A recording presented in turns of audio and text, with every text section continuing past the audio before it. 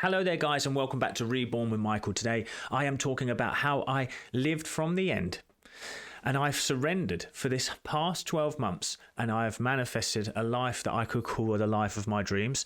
And I'm going to explain how and why it works and how you can do it too, and also that the path isn't always rosy, but it will guide you there if you trust in divine guidance. If you like spirituality simplified, please consider like, sharing and subscribing. Check out my free Facebook group, The Healing Circle, and me on Instagram. Also, just before I get into it, guys, I've got 5 spaces left for one-to-one coaching, which will teach you this exact system, which has helped clients of mine go from a life of fear to a life of peace, harmony and flow, just like I'm about to explain in today's video. So if it resonates with you, reach out. That's linked in the description and pinned in and you can check it out.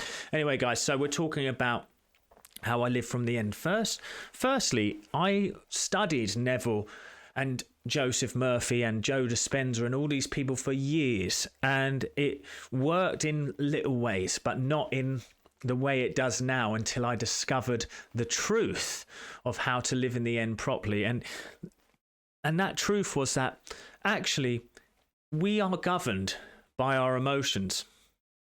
We are literally governed by our emotions. And when we get too fearful, we go from that body-centered, divinely guided place to the mental mind, which leads us to a quick fix, thinks it needs this, I want that, I want this is what needs to happen, blah, blah, blah, blah, blah, blah. And you feel that energy going, right? It's an interesting, I call it the mental mind now. We're going to step into this idea of the mental mind a little bit.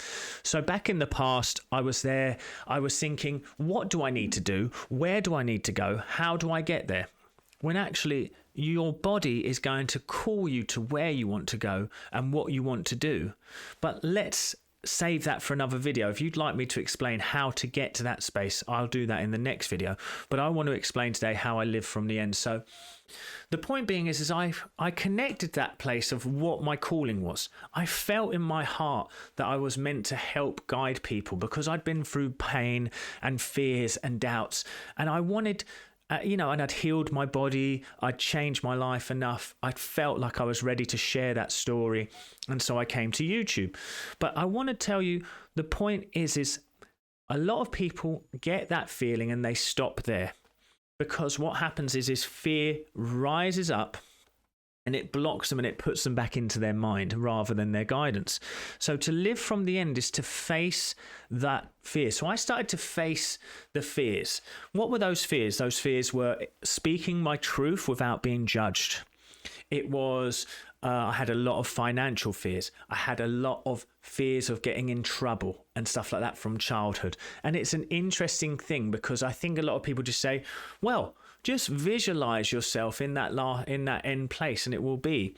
But sometimes what happens is people are visualizing, they're affirming, they're trying to change their state of being, but they're so overwhelmed with the fears of the past that they keep leaving their sort of guided, energetic body and going into this mental mind.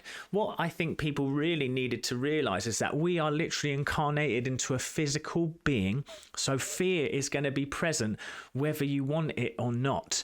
So I have a lot of people who come to me and say, I've done all this inner work and then this thing happened and all my fears came up again.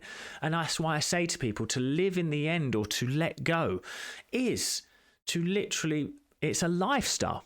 So the lifestyle I started to create and started to recognize is that, yes, I wanted to affirm, I wanted to visualize, I wanted a future, but I needed to notice how I was interacting with life beyond those visualizations.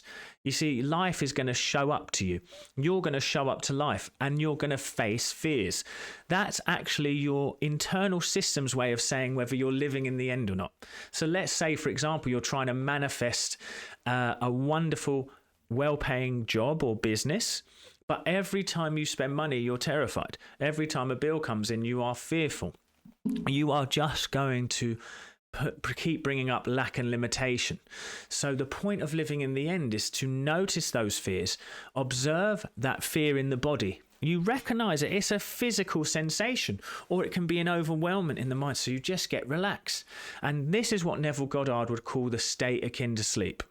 So this is how I do that state akin to sleep in my walking day. So you do not have to be constantly going into meditations and all this. It's a lifestyle choice. So you observe that feeling without judgment. You recognize that it's a sensation and not a truth. See, if you're on a healing journey, if you're trying to manifest money, whatever you are manifesting, you are going to have resistance against it if it's not your current state. It's not truth. It's just a fear of a potential idea. So a lot of the time when people are saying, I've got more coming out than going in, I've got this, I've got that, their body is literally showing them that sensation. So to live from the end, I just started to relax. So I started to observe and relax. And then that fear finds a way out. It literally will move around your body, but you have to be willing to take the ride. But here's the most interesting thing. I found a deep sense of inner peace, an inner peace and a relief, even though nothing had changed. And many of you, I compel you, if you want to live from the end, don't do it to make something happen. Do it because you've had enough of feeling the way that you feel. And that's when life will bless you back in kind. Okay? So we get to that peaceful state by letting go of the fears. Then from there, you can go to your imaginal act or your affirmation. It depends which one works for you best. I like prayer and affirmation, but also vision is beautiful too. So you can pray from that place where you start to claim it. Now, here's the thing that I've been wanting to share with you guys all week. I'm actually going to take my dream life now a step further. I'm moving across the waters. I'm back in England currently, but I'll be going back to Spain to live in that climate with my children and give them the life of my dreams and their dreams. And I've done it from living from the end. And all I ever did was let go of the fear. Let go of the fear around the areas of life. And I found peace. And then what the truth is about the law of assumption, it's about acceptance. So to assume the feeling of wealth, you assume peace around money. To assume the feeling of health, you assume peace and trust around your body. To assume the feeling of love and a relationship, a loving relationship, you change the character of that person in your mind if you're having marriage troubles, or you assume them happy, loving, and loving you. My point being is simply this, guys. To assume a feeling is to become at peace in the knowing that it's done. So it doesn't matter what's happening. And I will be totally up front with you. Last week, even my last video, if you want to go check it out, I spoke about how I let go of trauma. Because a lot of trauma, because I lived in Spain before. If you don't know this story, the quick rundown is I lived in Spain before, but I hit a lot of financial troubles, a lot of fears. I was doing it to escape my fears rather than to live the life of my dreams. And so all that trouble came up. So when I went back out there, I actually naturally stepped back into that energy slightly.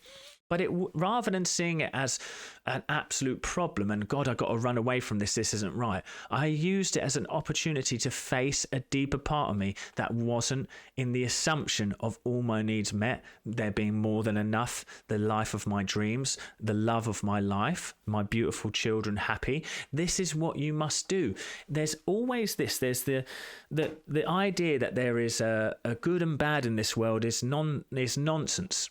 There's basically peace, which leads to joy, happiness, abundance, and all this stuff, or fear.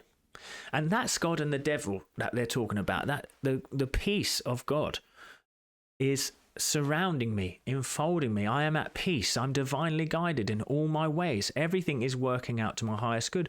So to live in that assumption was to let go of anything that went against the assumption. A lot of the times people will say, I need to think how a rich person thinks. Well, let's break it down to its simplest form. A rich person doesn't think about money. A healthy person doesn't think about their health. A person in a wonderful marriage doesn't think about the problems in their marriage. And what I'm trying to say is you don't ignore your problems. You actually face the fear. A lot of manifestation coaches are saying to you, turn away from it. Ignore this. Don't ignore. Stop ignoring. Face the fear that you have inside of you. Observe it without judgment. Relax into that state akin to sleep and observe it. It will release. When that state of peace starts to enfold you and enwrap you, then you vision. Then you claim. And it took my life from someone who was struggling to someone who can take leaps of faith and without fear, without worry. And all my needs are met and there is no loss. You can live this life. And anyone who's been watching me for years, you can see the journeys. Go back to some of my older videos, see where I've come from to now, because I chose this lifestyle. If this resonates with you, I want you to comment down below. What is it that you want to attract into your life? Okay? Thank you so much for watching this video, guys. So just to really kind of end that, I've gone from someone who had nothing really, was constantly struggling, constantly fearful, using, quick fixes to feel better, to someone who found deep inner peace, started to trust in the glory of the divine and God. God is my shepherd. I shall not want. That should be your ultimate verse. God is my shepherd. I shall not want. You have something in you that wants to guide you. I was speaking to someone very intelligent the other day, and they were saying there is golden bodies of light energy people around us that are trying to nudge us. They will nudge us in the direction, but we get too stuck up in our mental mind of thinking, what is it I want? How do I do it? What should I do? The hows are not up to you. You let go and you claim what you want and you follow your passion, your guidance, your flow, and don't let fear hold you back. It's the only thing that's stopping you from living the life of your dreams. Thank you for watching, guys. I'm going to see you at the next one.